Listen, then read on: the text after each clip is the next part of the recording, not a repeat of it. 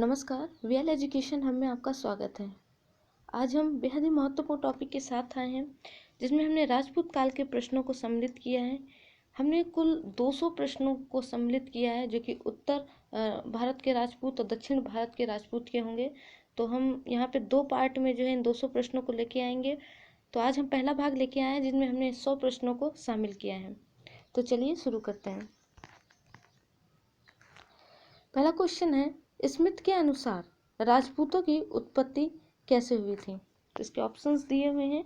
इसका जो right answer है वो है ऑप्शन नंबर बी, आदम जनजाति से। अगला क्वेश्चन देखते हैं, क्वेश्चन नंबर 2, मंडोर में प्रतिहार वंश की स्थापना किसने की थी? इसके ऑप्शंस हैं हरिश्चंद्र, नागभट्ट प्रथम, वत्सराज या मिहिर भोज। तो इसका जो राइट आंसर है वो ऑप्शन नंबर ए है, हरिश्चंद्र। हरिश्चंद्र ने जो है मंडोर में प्रतिहार वंश की स्थापना की थी। वहीं अवंती के प्रतिहार वंश की स्थापना की बात करें तो वो नागभट्ट प्रथम ने की थी। अगले प्रश्न की ओर चलते हैं। कनिंघम के अनुसार राजपूत की उत्पत्ति कैसे हुई थी? तो इसके कुछ ऑप्शंस दिए हैं। तो इसका जो राइट आंसर है वो है ऑप्शन नंबर ए, यूची कबीले। कनिंघम ने कहा था कि राजपूत की उत्पत्ति जो है यूची कबीले से हुई है। अगले प्रश्न की तरफ चलते हैं। किसके मत के अनुसार राजपूत प्राचीन क्षत्रियों की संतानें हैं? ऑप्शंस दिए हैं Ishwari Prasad, DP Chattopadhyay, colonel Tod या गौरी शंकर हीरानंद ओझा। इसका जो सही आंसर है वो है option number D, Gauri Shankar Hiranand Ojha. तो चलिए अगले प्रश्न की तरफ चलते हैं। पांचवा प्रश्न है, एक मत के अनुसार राजपूतों की उत्पत्ति विदेश जातियों से हुई है। यह किसका मत है? तो इसके ऑप्शंस दिए हैं गौरी शंकर हीरानंद ओझा, रामचंद्र गुहा, कर्नल टाड या कनिंघम। तो इसका जो राइट आंसर है वो है option number C, colonel Tod. अगले क्वेश्चन की ओर चलते हैं। चंदोबदाई की पृथ्वी राज रासों में कितनी राजपूत जातियों का उल्लेख है? 46, 36, 50 या 102। तो इसका जो राइट आंसर है वो है ऑप्शन नंबर बी, 36। 36 राजपूत जातियों का उल्लेख किया है चंदोबदाई ने। अगला क्वेश्चन है, किस इतिहासकार ने राजपूत काल को राज्यों के अंदर राज्यों का काल कहा है? तो राज्य के अंदर राज्यों का काल किसने कहा है? ऑप्शंस दिए हैं तो गौरीशंकर हीरानंद ओझा, डीपी चट्टोपाध्याय, ईश्वरी प्रसाद या रामचंद्र गुहा। तो इसका जो राइट आंसर है वो है ऑप्शन नंबर सी, ईश्वरी प्रसाद। ईश्वरी प्रसाद ने राजपूत काल को राज्य के अंदर राज्यों का काल कहा है। अगले प्रश्न की तरफ रुख करते हैं। क्वेश्चन नंबर 8, किस प्रशस्ति में प्रतिहारों को लक्ष्मण का वंशज कहा गया है?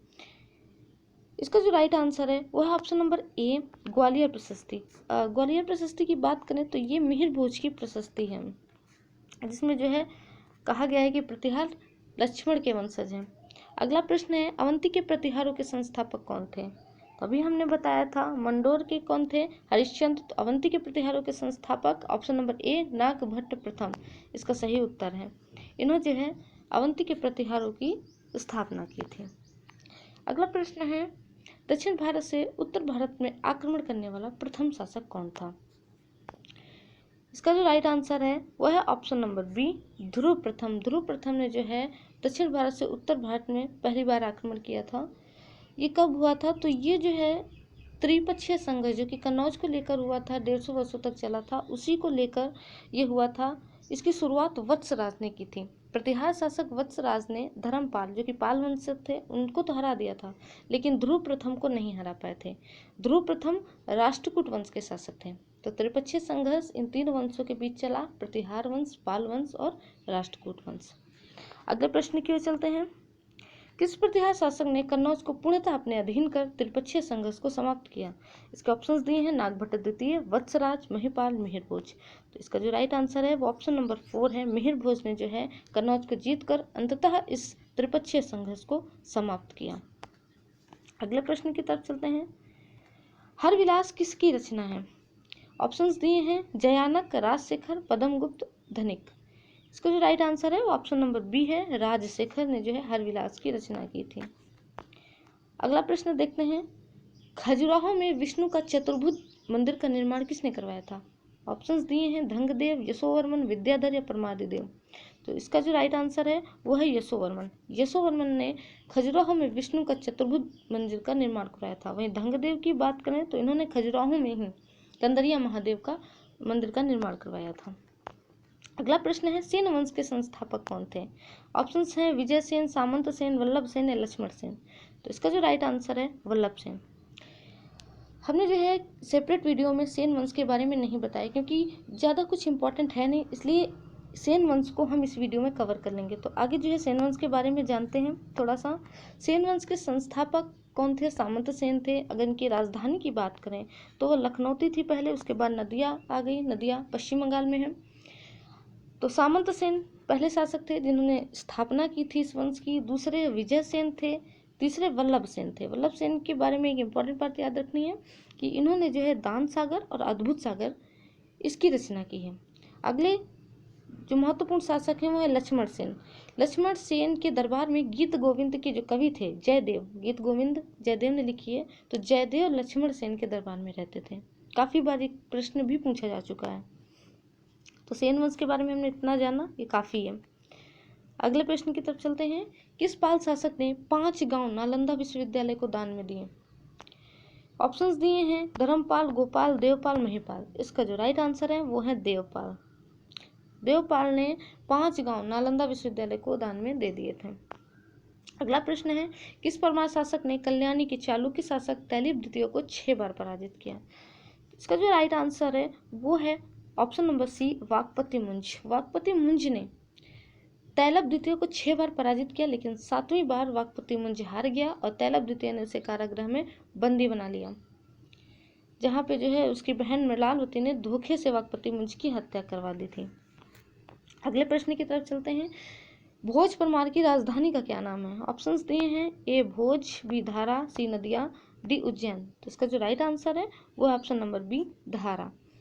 धारा नगरी जो है भोज परमार की राजधानी थी। जब भोज परमार की हत्या कर दी गई थी तो उस वक्त किसी ने कहा था अद्य धारा निराधारा निरालंबा सरस्वती, यानी आज राजा भोज के जाने से धारा नगरी निराधारा हो गई।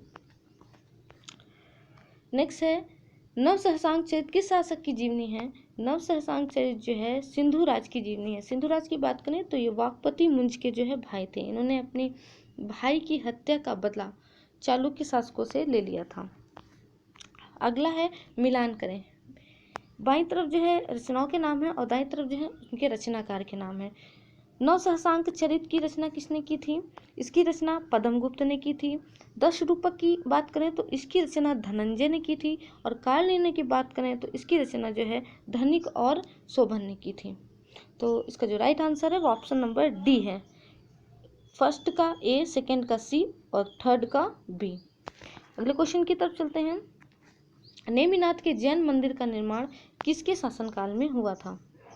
देखिए इसका जो राइट आंसर है वो है भीम द्वितीय। भीम द्वितीय के शासनकाल में जो है जैन मंदिर का निर्माण हुआ था, नेमिनाथ के जैन मंदिर का निर्माण।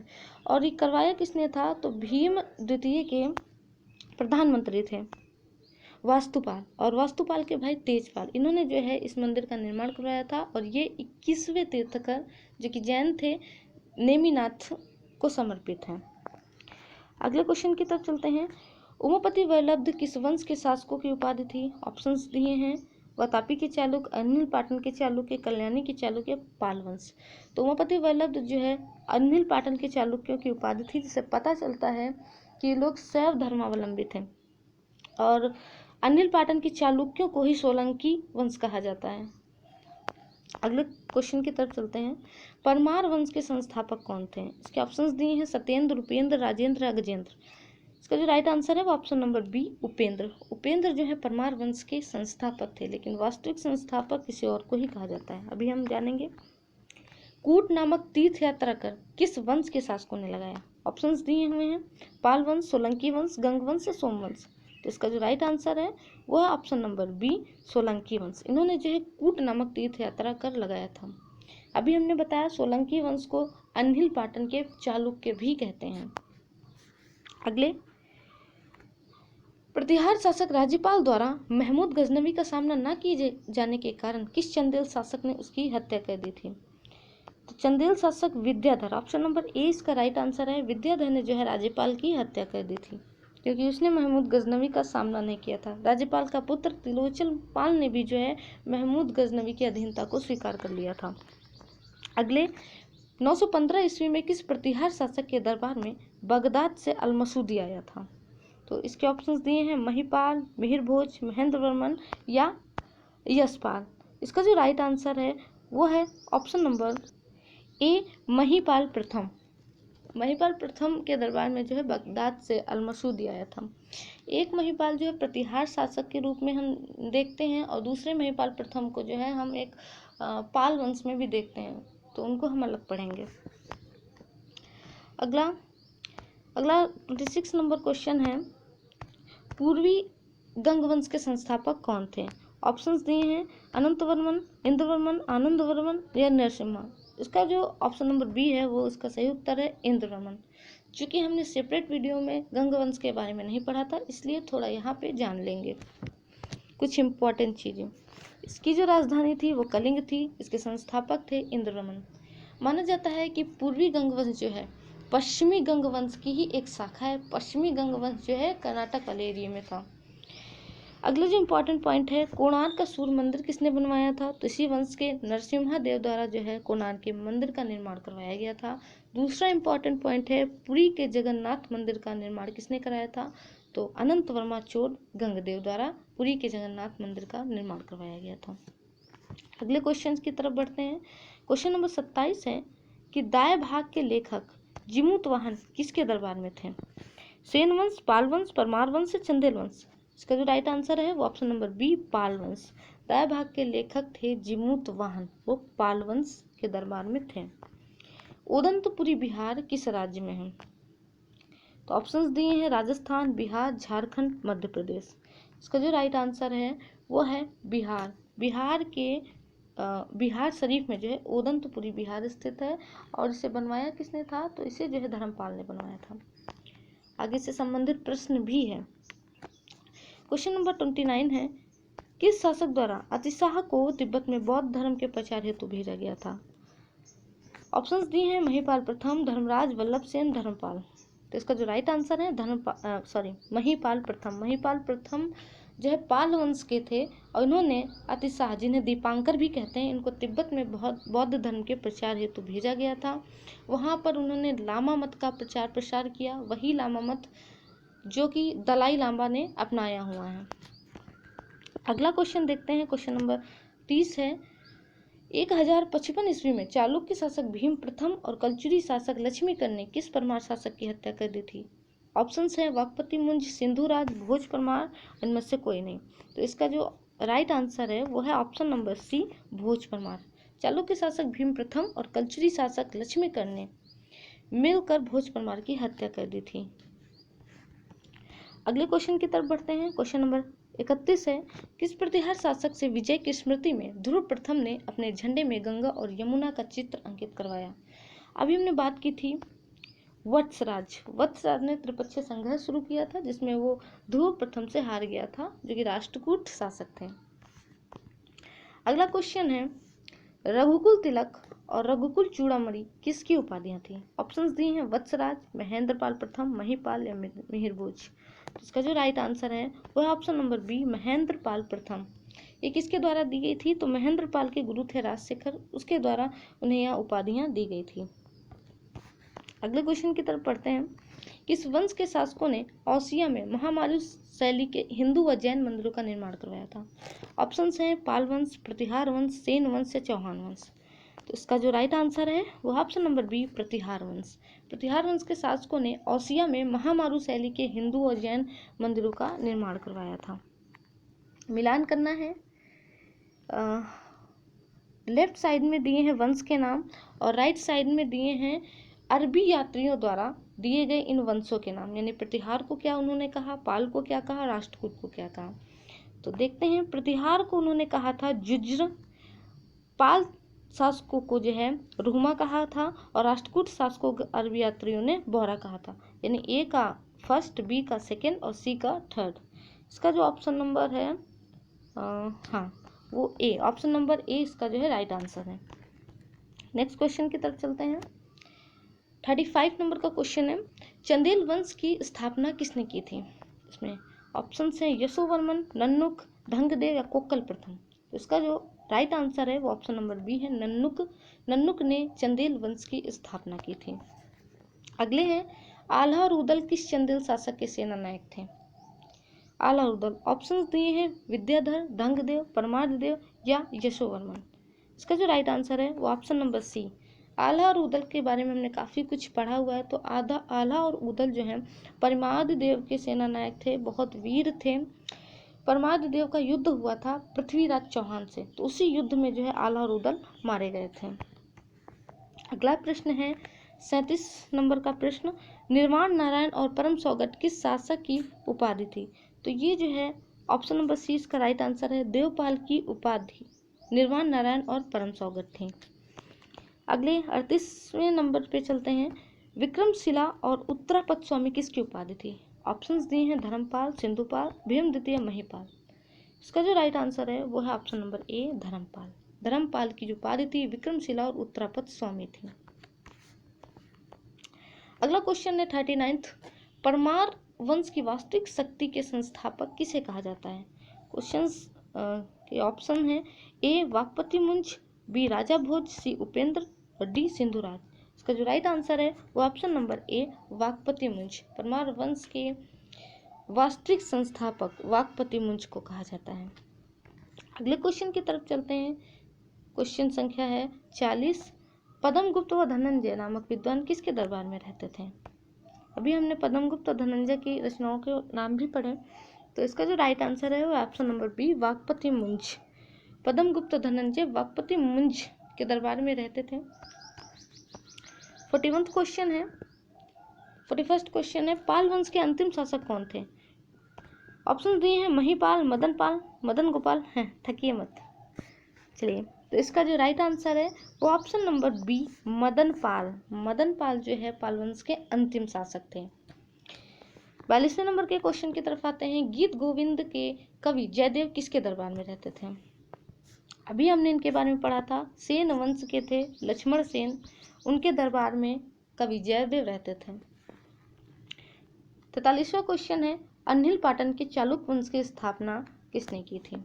ऑप्शंस दिए हैं भीम प्रथम, मूलराज, जयसिंह, कुमारपाल। तो इसका ऑप्शन नंबर बी, मूलराज जो है इसका सही उत्तर है। इन्होंने सोलंकी वंश की स्थापना की थी, यानी गुजरात के चालुक्य कह लें या अनिल पाटन के चालुक्य कह लें। अगला जो प्रश्न है 44वां, किसके अनुसार पृथ्वीराज की मृत्यु सिरसा हरियाणा में है हुई थी? एक सिरसा जो है प्रयागराज में भी है, तो ये जो है हरियाणा का सिरसा है। तो पृथ्वीराज की मृत्यु सिरसा में हुई थी, किसका मत था? हसन निजामी का, मिन्हाज उस सिराज का, चंद बदई का, या इनमें से कोई नहीं? इसका जो राइट आंसर है वो है मिन्हाज उस सिराज। इनके अनुसार पृथ्वीराज की मृत्यु सिरसा यानी हरियाणा में हुई थी।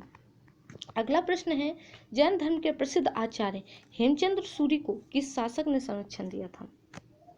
ऑप्शंस दिए हैं जयसिंह सिद्धराज, बी अजय पाल, सी सिंधुराज और वाकपति मुंज। तो इसका जो राइट आंसर है वो है option number A, Jaisingh Siddharaj. इनके बाद जो शासक हैं कुमारपाल, इनके संरक्षण में भी हेमचंद्र सूरी रहे थे। तो दो शासक हैं जयसिंह और कुमारपाल। अगले प्रश्न की तरफ चलते हैं, किस सोलंकी शासक ने पशु वध निषेध और मद्यपान निषेधाज्ञा लागू की? इसके ऑप्शन है कुमारपाल, अजयपाल, जयसिंह, भीम प्रथम। इसका जो राइट आंसर है वो ऑप्शन नंबर ए, कुमारपाल। अगला, चौहानों का स्वर्ण युग किस शासक का शासनकाल रहा? ऑप्शंस दिए हैं वासुदेव, विग्रहराज द्वितीय, विग्रहराज चतुर्थ या पृथ्वीराज चौहान। तो इसका जो राइट आंसर है, चौहानों का स्वर्ण युग बीसल देव चौहान का जो है शासनकाल रहा। बीसल देव चौहान को क्या कहा जाता था? विग्रहराज चतुर्थ के नाम से जाना जाता था। तो इसका जो ऑप्शन नंबर सी है वो राइट आंसर है। 48वां प्रश्न है, किसके अभिलेख में चौहानों की प्रारंभिक वंशावली मिलती है? ऑप्शंस भी दिए हैं विग्रहराज द्वितीय, वसुदेव, विग्रहराज चतुर्थ या पृथ्वीराज चौहान। इसका जो राइट आंसर है वो है विग्रहराज द्वितीय। विग्रहराज द्वितीय का अभिलेख है, वहाँ पे चौहानों की प्रारंभिक वंशावली मिलती है। और अभिलेख मिलता कहाँ है? तो ये अभिलेख हर्षनाथ पर्वत पर मिलता है। अगले क्वेश्चन की तरफ बढ़ते हैं, खजुराहो में किन मंदिरों का अभाव है? यानी किस धर्म के मंदिर वहाँ नहीं है? जैन, बौद्ध, वैष्णव या शैव। तो इसका जो राइट आंसर है वो ऑप्शन नंबर बी है, बौद्ध धर्म के मंदिर खजुराहो में नहीं मिलते हैं, बाकी जैन धर्म और हिंदू धर्म के मंदिर वहाँ पे पाए जाते हैं। अगला क्वेश्चन है, राजशेखर द्वारा आर्यावर्त का महाराजाधिराज किसे कहा गया है? ऑप्शंस हैं राज्यपाल, नागभट्ट द्वितीय, मिहिर भोज या महिपाल प्रथम। तो इसका जो राइट आंसर है वो है ऑप्शन नंबर डी, महिपाल प्रथम। इनकी उपाधि थी आर्यावर्त का महाराजाधिराज, जो कि राजशेखर द्वारा दी गई थी। राजशेखर महिपाल के गुरु थे और महेंद्र पाल के भी यहाँ गुरु थे। अगला क्वेश्चन है, चंदेल वंश का वास्तविक संस्थापक किसे कहा जाता है, जिसने प्रतिहारों से चंदेलों की पूर्ण स्वतंत्रता घोषित की? ए विद्याधर, बी नन्नू, सी धंगदेव और डी यशोमन। तो इसका जो राइट आंसर है वो है धंगदेव। धंगदेव ने जो है प्रतिहारों से अपनी स्वतंत्रता की घोषणा कर दी थी। अगला प्रश्न है, प्रतिहार वंश का अंतिम शासक कौन था? ऑप्शंस हैं राज्यपाल, यशपाल, त्रिलोचनपाल। हमका नहीं पता, कैसे नहीं पता? प्रतिहार वंश का अंतिम शासक कौन था? यशपाल। ऑप्शन नंबर बी इसका राइट आंसर है। यशपाल जो है प्रतिहार वंश का अंतिम शासक था। 53वें क्वेश्चन की तरफ चलते हैं। किस चंदेल शासक ने अपने अभिलेखों में देवनागरी लिपि का प्रयोग किया? ऑप्शंस दिए हैं धंगदेव, विद्याधर, यशोवर्मन, परमादिदेव चंदेल। इसका जो राइट आंसर है वो है ऑप्शन नंबर ए, धंगदेव। धंगदेव जो है अपने अभिलेखों में देवनागरी लिपि का प्रयोग किया था। ये चंदेल शासक था। अगला प्रश्न है प्रश्न नंबर 54। महमूद गजनवी के आक्रमण के समय 1018 ईस्वी में कन्नौज का शासक कौन था, जिसने महमूद गजनवी के समक्ष आत्मसमर्पण कर दिया? हमने पढ़ा था कि इसकी हत्या भी कर दी गई थी विद्याधर द्वारा। तो ऑप्शन नंबर सी इसका राइट आंसर है। राज्यपाल जो है उस वक्त कन्नौज का शासक था। ये महमूद गजनवी के सामने नहीं टिक पाया, उसकी अधीनता स्वीकार कर ली थी और इसी वजह से विद्याधर गुस्से में इसकी हत्या कर दिया था। अगला क्वेश्चन है क्वेश्चन नंबर 55। राजशेखर द्वारा रचित कर्पूर मंजरी किस भाषा में है? ऑप्शंस भी दिए हैं प्राकृतिक, हिंदी, संस्कृत या इनमें से कोई नहीं। तो इसकी जो भाषा थी वो थी प्राकृतिक, बाकी उसने संस्कृत में लिखे थे जितने भी ग्रंथ काव्य लिखे थे। अगला था क्वेश्चन नंबर 56। चौहान थे, चौहान कौन से क्षत्रिय थे? ठीक है, 4 तरह के क्षत्रियों से जो है राजपूतों की उत्पत्ति मानी जाती है। अग्निवंशीय, सूर्यवंशीय, चंद्रवंशीय, ऋषिवंशीय। तो चौहान इनमें से कौन थे? तो इसका जो राइट आंसर है वो option number B, Suryavanshi. Chauhan सूर्यवंशीय क्षत्रिय थे। अगला क्वेश्चन है चौहान वंश के संस्थापक कौन थे? ऑप्शंस भी दिए हैं नन्नुक, वसुदेव, अजयपाल, विग्रहराज। इसका जो राइट आंसर है वो option number B, Vasudev. Vasudev ने जो है चौहान वंश की स्थापना की थी। अगले क्वेश्चन की तरफ चलते हैं। कालिंजर का दुर्ग किसने बनवाया था, जहां पर मुगल काल के विद्रोही लोगों को रखा जाता था? इसके ऑप्शंस देख लेते हैं। परमार, चंदेल, चालुक्य, राष्ट्रकूट। इसका जो राइट आंसर है वो ऑप्शन नंबर बी, चंदेलों ने जो है कालिंजर का दुर्ग बनवाया था। कालिंजर का दुर्ग मध्य प्रदेश में है और मुगल काल के दौरान जो विद्रोही थे उनको इसी दुर्ग में रखा जाता था। ये चंदेलों ने बनवाया था, याद रखेंगे। किस चंदेल शासक ने प्रयाग में समाधि ली? बहुत ही महत्वपूर्ण क्वेश्चन है। किस चंदेल शासक ने प्रयाग में समाधि ले ली थी? 100 साल की उम्र में प्रयाग में गंगा नदी में समाधि ले ली थी। तो इसके ऑप्शंस दिए हैं विद्याधर, यशोवर्मन, परमादिदेव या धंगदेव। इसका जो राइट आंसर है वो धंगदेव। धंगदेव ने 100 साल की उम्र में प्रयाग में समाधि ले ली थी। अगला प्रश्न, किस चौहान शासक ने अजमेर दुर्ग की स्थापना की थी? ऑप्शंस भी इसमें दिए हैं कुमारपाल, अजयपाल, धर्मपाल या कविनांदो। तो इसका जो राइट आंसर है वो है अजयपाल। अजयपाल ने अजमेर के दुर्ग की स्थापना की थी। अगले प्रश्न की तरफ चलते हैं। सोमदेव किसके आश्रित कवि थे, जिसने ललित विग्रहराज नामक नाटक की रचना की? ऑप्शंस दिए हैं विग्रहराज द्वितीय, बीशल देव चौहान, मिहिर भोज, विद्याधर। इसका option number B right answer है, बीशल देव चौहान, जिन्हें विग्रहराज चतुर्थ के नाम से जाना जाता है। सोमदेव इनके आश्रित कवि थे। सोमदेव की रचना की बात करें तो वो ललित विग्रहराज थी। अगला प्रश्न देखते हैं। 62वां प्रश्न है, किसने परमादिदेव चंदेल को पराजित करके अंतिम रूप से चंदेलों की शक्ति नष्ट कर दी थी? क्वेश्चंस दिए हैं महमूद गजनवी, कुतुबुद्दीन ऐबक, मोहम्मद गौरी या नवाबदिश। तो इसका जो राइट आंसर है वह है कुतुबुद्दीन ऐबक। कुतुबुद्दीन ऐबक ने जो है चंदेलों की शक्ति को नष्ट कर दिया था पूरी तरह से, परमादिदेव चंदेल को पराजित करके। अगला क्वेश्चन है, हरिकेली नाटक की रचना किसने की थी? इसके ऑप्शंस दिए हैं विग्रहराज द्वितीय, जयचंद, जयानक या बीशल देव। तो हरिकेली नाटक बहुत ही इम्पोर्टेंट है, इसके बारे में कई सारे क्वेश्चंस भी बनते हैं जो आगे हम पढ़ेंगे। बीशल देव चौहान ने जो है इस नाटक की रचना की थी। बीशल देव चौहान को विग्रहराज चतुर्थ के नाम से भी जाना जाता है। अगला क्वेश्चन है, खजुराहो के कंदरिया महादेव मंदिर का निर्माण किसने करवाया था? इसके ऑप्शंस हैं विद्याधर, धंगदेव, यशोवर्मन, सिंधुराज। अभी हमने ऊपर बात की थी, खजुराहो के कंदरिया महादेव का मंदिर का निर्माण जो है धंगदेव ने करवाया था। वहीं चतुर्भुज मंदिर का निर्माण जो है यशोवर्मन ने करवाया था। अगला प्रश्न है, जयानक भट्ट द्वारा विग्रहराज चतुर्थ को कौन सी उपाधि दी गई थी? ऑप्शंस हैं आर्यावर्त के महाराजाधिराज, मुक्तामणि, कविनांदो, कविप्रिय। इसका ऑप्शन नंबर सी इसका राइट आंसर है। कविनांदो विग्रहराज चतुर्थ की उपाधि थी, जयानक भट्ट द्वारा दी गई थी। अगला प्रश्न है, मलेच्छु का नाशक किसे कहा गया है? इसके ऑप्शंस हैं वत्सराज, नागभट्ट प्रथम, नागभट्ट द्वितीय, ऑप्शन नंबर डी मिहिर भोज। तो इसका जो ऑप्शन नंबर बी है वो राइट आंसर है। नागभट्ट प्रथम को मलेच्छु का नाशक कहा गया है। अगले क्वेश्चन की तरफ बढ़ते हैं, ग्वालियर प्रशस्ति किसकी है?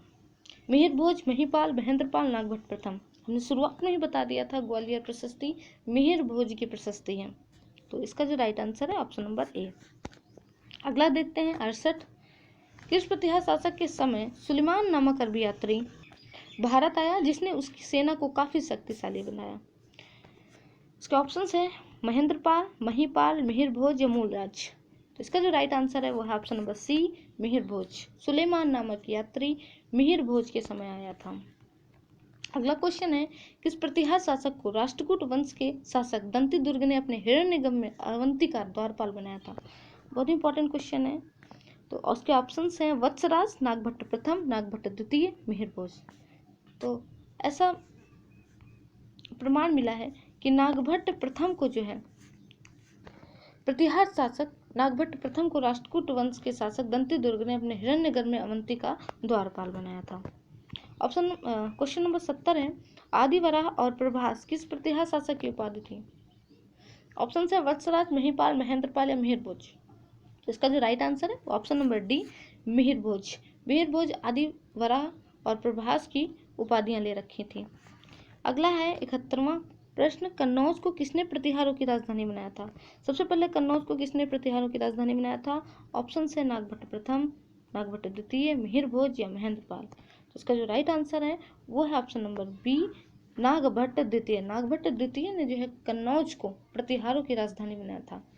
कन्नौज का जो त्रिपक्षीय संघर्ष है उसकी शुरुआत प्रतिहार शासक वत्सराज ने की थी, लेकिन उसके बाद आए नागभट्ट द्वितीय, इन्होंने जो है कन्नौज को प्रतिहारों की राजधानी बनाया। लेकिन पूर्ण रूप से कन्नौज को वो जीत नहीं पाए थे। पूर्ण रूप से कन्नौज को जीता था प्रतिहार शासक मिहिर भोज ने और इस त्रिपक्षीय संघर्ष को पूरी तरह से समाप्त कर दिया था। अगले प्रश्न की तरफ चलते हैं, किस प्रतिहार शासक को अरबी यात्री सुलेमान ने इस्लाम का शत्रु बताया था? अभी हमने पढ़ा था मिहिर भोज के दरबार में सुलेमान आया था, तो इस्लाम का शत्रु भी मिहिर भोज को ही बताएगा। तो ऑप्शन नंबर 20 का राइट आंसर है मिहिर भोज। अगले प्रश्न की तरफ चलते हैं, 73 प्रश्न संख्या 73 है, प्रतिहारों का वास्तविक संस्थापक कौन था जिसने त्रिपक्षीय संघर्ष की शुरुआत की थी? ए मिहिर भोज, बी वत्सराज, सी नागभट्ट प्रथम, डी महेंद्रपाल। अभी हमने बात की, ऑप्शन नंबर 20 का राइट आंसर है वत्सराज, इसने त्रिपक्षीय संघर्ष की शुरुआत की। क्वेश्चन नंबर 74 है, किस प्रतिहार शासक ने द्रम्म नामक चांदी का सिक्का जारी किया था? ऑप्शन है महिपाल, महेंद्रपाल, नागभट्ट द्वितीय, मिहिर भोज। तो इसका जो राइट आंसर है वो ऑप्शन नंबर 4 है मिहिर भोज। मिहिर भोज ने चांदी का सिक्का चलाया था जिसका नाम था द्रम्म, याद रखेंगे द्रम्म। 75 क्वेश्चन है, ज्ञानपीठ पुरस्कार में दी जाने वाली वाक देवी की प्रतिमा की स्थापना किस परमार शासक ने करवाई थी? ऑप्शन है भीम द्वितीय, भोज परमार, विशल देव या पृथ्वीराज चौहान। इसका जो राइट आंसर है वो ऑप्शन नंबर बी भोज परमार ने जो है भोजशाला में वाक देवी की प्रतिमा की स्थापना करवाई थी और यही जो है ज्ञानपीठ पुरस्कार में दी जाती है। अगला प्रश्न है 76 नंबर का, 1178 ईस्वी में आबू का युद्ध मोहम्मद गौरी और किन के बीच में हुआ था? किन के बीच में हुआ था? ऑप्शन है राज्यपाल, मूलराज द्वितीय, विग्रहराज द्वितीय, विशल देव चौहान। इसका जो राइट आंसर है वो ऑप्शन नंबर बी है मूलराज द्वितीय और मोहम्मद गौरी के बीच में आबू का युद्ध हुआ था, जिसमें मूलराज द्वितीय विजय पाया था। मूलराज द्वितीय गुजरात के चालुक्य वंश का था, यानी सोलंकी वंश का था। इसमें इसकी माँ ने भी जो है हिस्सा लिया था। अगला देखते हैं, क्वेश्चन नंबर 77 है, उदयपुर प्रशस्ति में भोज परमार को क्या कहा गया है? ऑप्शन है कवि कुमार, कविराज, सिंधुराज या कवि नांदो। तो इसका जो राइट आंसर है ऑप्शन नंबर बी है, कविराज। अगला देखते हैं, 78वां है, भोजराज की रचना समरांगण सूत्रधार का विषय क्या था? भोजराज ने कई रचनाएं की जिनके अलग अलग विषय थे, संगीत, स्थापत्य कला, नाव बनाने की कला वगैरह वगैरह। तो ये जो समरांगण सूत्रधार थी इसका विषय क्या था? तो इसका विषय था ऑप्शन नंबर बी, स्थापत्य कला। समरांगण सूत्रधार का विषय था स्थापत्य कला। एक और इम्पोर्टेंट रचना है जिसका विषय देख लेते हैं। 79वां क्वेश्चन है, भोजराज की रचना युक्ति कल्पतरु का विषय क्या था? तो इसका जो विषय था वो नाव बनाने की कला को लेकर था। तो ऑप्शन नंबर सी इसका राइट आंसर है। अगले प्रश्न की तरफ चलते हैं, बीसलदेव ने किस स्थान पर एक संस्कृत विद्यालय का निर्माण करवाया जिसकी दीवारों पर हरकेली नाटक का उल्लेख किया गया था? हरकेली नाटक जो कि बीसलदेव ने ही लिखा था, तो इसने जो है एक संस्कृत विद्यालय का निर्माण करवाया था, उसकी दीवारों पर इस नाटक का उल्लेख किया गया है। तो वो कहाँ पे बनवाया गया था? ए उदयपुर, बी अजमेर, सी जोधपुर, जयपुर। तो इसका जो राइट आंसर है ऑप्शन नंबर बी, अजमेर में जो है वो संस्कृत विद्यालय का निर्माण करवाया गया था। लेकिन बाद में कुतुबुद्दीन ऐबक ने उसे तुड़वा कर वहाँ पे 2.5 दिन का जो पड़ाव बनवा दिया था। अगला देखते हैं, 81वां प्रश्न, उदंतपुरी विहार किसने बनवाया था? ऑप्शन है गोपाल, धर्मपाल, कुमारपाल, अजयपाल। इसका जो राइट आंसर है वो है धर्मपाल। धर्मपाल ने जो है उदंतपुरी विहार बनवाया था। अगला देखते हैं जो कि बिहार में है। अगला है, पाल वंश की स्थापना किसने की थी? ऑप्शंस दिए हैं देवपाल, यशपाल, गोपाल, धर्मपाल। बहुत ही सिंपल क्वेश्चन है। तो ऑप्शन नंबर सी, गोपाल ने जो है पाल वंश की स्थापना की थी। 83वां प्रश्न है, पाल वंश का दूसरा संस्थापक किसको कहा जाता है? हाँ, इस प्रश्न में दम है। महिपाल प्रथम, मदनपाल, धर्मपाल या देवपाल? देखिए, राजेंद्र चोल जब उत्तर भारत की तरफ आया और उत्तर भारत की तरफ आकर बहुत सारे आक्रमण किए, बहुत सारे शासकों को मारा, गंगा जल लेकर गया, तो पाल वंश की शक्ति को इसने जो है छीन कर दिया था। पुनः पाल वंश की शक्ति का उत्थान जिसने किया था वो थे महिपाल प्रथम। तो इसी कारण इनको जो है पाल वंश का दूसरा संस्थापक कहा जाता है। ऑप्शन नंबर ए इसका राइट आंसर है। 84वां प्रश्न है, किस युद्ध के परिणाम स्वरूप उत्तर भारत में राजपूत वंश की समाप्ति हो गई थी और तुर्कियों का आगमन हो गया था? यानी उत्तर भारत में राजपूत वंश समाप्ति की ओर चलने लगा था, तुर्कियों का आगमन होने लगा था। तराइन का प्रथम युद्ध, आबू का युद्ध, तराइन का द्वितीय युद्ध या पानीपत का प्रथम युद्ध? ऑप्शन नंबर सी इसका राइट आंसर है। तराइन का द्वितीय युद्ध 1192 ईस्वी में हुआ था। तराइन के द्वितीय युद्ध के परिणाम स्वरूप तुर्कियों का आगमन होता है। 85वां प्रश्न है, हमीर महाकाव्य किसकी रचना है जिससे हमें चौहान वंश की जानकारी मिलती है? हमीर महाकाव्य में जो है चौहान वंश के हमीर देव चौहान की शौर्य गाथा है और अलाउद्दीन खिलजी ने जो आक्रमण किए हैं इनके बारे में भी जानकारी मिलती है। तो किसकी रचना है? ऑप्शंस दिए हैं जयानक, जयचंद, नयनचंद सूरी या पद्मनाभ। तो ये जो है ऑप्शन नंबर सी इसका राइट आंसर है। नयनचंद्र सूरी ने जो है हमीर महाकाव्य की रचना की थी। अगला प्रश्न है, दलपुंगो और राय पिथौरा किसे कहा जाता है? Option number A Prithviraj Chauhan, B Bishaldev, Mihir Bhoj या विद्याधर। इसका जो राइट आंसर है वो है option number A Prithviraj Chauhan. According to Chandbardai की पृथ्वीराज हूँ, उसमें कहा गया है, उसमें चंद्रबैदाई ने कहा है कि वह जो है पृथ्वीराज चौहान विश्व विजेता का ख्वाब देखता था अजमेर की कारागाह में, और इसीलिए वह दलपुंगो कहलाया। अगला प्रश्न देखते हैं, 87, पृथ्वीराज विजय किसकी रचना है? पृथ्वीराज विजय किसकी रचना है? ऑप्शन नंबर ए चंद्रबैदाई, धनंजय, जयानक या राजशेखर। तो इसका जो राइट आंसर है वो है जयानक। ऑप्शन नंबर सी, पृथ्वीराज विजय जयानक ने लिखी है, वहीं पृथ्वीराज रासु चंद्रबैदाई ने लिखी है। पृथ्वीराज विजय जो है संस्कृत में लिखी गई है और जयानक ने लिखी है, याद रखेंगे। क्वेश्चन नंबर 88 है, किस शासक को जैनियों का संहारक कहते हैं? ऑप्शंस दिए हैं विद्याधर, विग्रहराज चतुर्थ, अजयपाल, भीम प्रथम। इसका जो राइट आंसर है वो अजयपाल। अजयपाल को जो है जैनियों का संहारक कहते हैं। ये अजयपाल प्रतिहार वंश के नहीं हैं, ये अजयपाल जो है सोलंकी वंश के हैं। अगला प्रश्न है 89वां प्रश्न, त्रिषष्टि शला का पुरुषेत्र और परिशिष्ट पर्वन किसकी रचना है? तो इसके ऑप्शंस हैं जयानक, हेमचंद्र सूरी, जयचंद्र और नयनचंद्र सूरी। इसका जो राइट आंसर है वह है option number B, Hemchandra Suri. Hemchandra Suri ने त्रिषष्टि शला का पुरुषेत्र और परिशिष्ट पर्वन की रचना की। ये किसके दरबार में रहते थे? तो ये जयसिंह सिद्धराज और कुमारपाल के दरबार में रहते थे। अगले प्रश्न की तरफ चलते हैं। 90वां प्रश्न है, किस सोलंकी शासक के समय महमूद गजनवी ने सोमनाथ मंदिर पर आक्रमण किया था? तो भीम प्रथम, भीम द्वितीय, जयसिंह या कुमारपाल? तो इसका जो राइट आंसर है वह है ऑप्शन नंबर ए, भीम प्रथम। भीम प्रथम के समय गजनवी ने सोमनाथ मंदिर पर आक्रमण किया था। अगला है कि शासक के प्रधानमंत्री विमल शाह द्वारा आदिनाथ के जैन मंदिर या विमल शाही मंदिर का निर्माण करवाया गया था।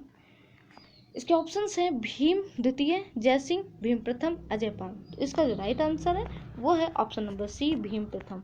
भीम प्रथम के जो प्रधानमंत्री थे, एक मिनट, भीम प्रथम के जो प्रधानमंत्री थे विमल शाह, विमल शाह ने जो है आदिनाथ के जैन मंदिर का निर्माण कराया था। वही अगर बात करें भीम द्वितीय की, तो इनके प्रधानमंत्री थे वस्तुपाल और वस्तुपाल के भाई तेजपाल। इन्होंने नेमिनाथ के जैन मंदिर का निर्माण करवाया था। तो भीम प्रथम के समय कौन था, भीम द्वितीय के समय कौन था, याद रखेंगे। अगला प्रश्न है, दान सागर और अद्भुत सागर सेन वंश के किस शासक द्वारा लिखा गया है? तो किसके द्वारा लिखा गया था? हम सेन वंश पढ़ रहे थे तब हमने पढ़ा था, वल्लभ सेन द्वारा जो है इनकी रचना की गई है। वल्लभ सेन ने दान सागर और अद्भुत सागर की रचना की है। अगला प्रश्न है 93वां प्रश्न, मैत्रक वंश के संस्थापक कौन थे? इसके ऑप्शन है नन्नुक, महारक, कोक्कल प्रथम, इंद्रवर्मन। माँ से मैत्रक, माँ से महारक। तो महारक जो है इसका राइट आंसर है। महारक ने मैत्रक वंश की स्थापना की थी। अगर मैत्रक वंश की बात करें तो ये जो गुजरात और राजस्थान के क्षेत्र में था, इसकी राजधानी क्या थी? वल्लभी थी। बस इतना ही काफ़ी है इसके बारे में जानने का। अगला 94 है, कलचुरी वंश के संस्थापक कौन थे? ऑप्शंस वही है नन्नुक, महारक, कोक्कल प्रथम, इंद्रवर्मन। तो महारक तो हो नहीं सकते हैं। तो इसका जो राइट आंसर है का से कलचुरी, का से कोक्कल प्रथम। इसका जो राइट आंसर है कोक्कल प्रथम जो है कलचुरी वंश के संस्थापक थे। अब ये वंश था कहाँ पे? तो ये मध्य प्रदेश वाला क्षेत्र था, वहाँ इस वंश का शासन था। और इनकी राजधानी की बात करें तो त्रिपुरी उनकी राजधानी थी। अगले प्रश्न की तरफ बढ़ते हैं। नदिया किस वंश के शासकों की राजधानी थी? हमने अभी पढ़ा, सेन वंश की राजधानी थी। तो ऑप्शन नंबर बी इसका सही उत्तर है।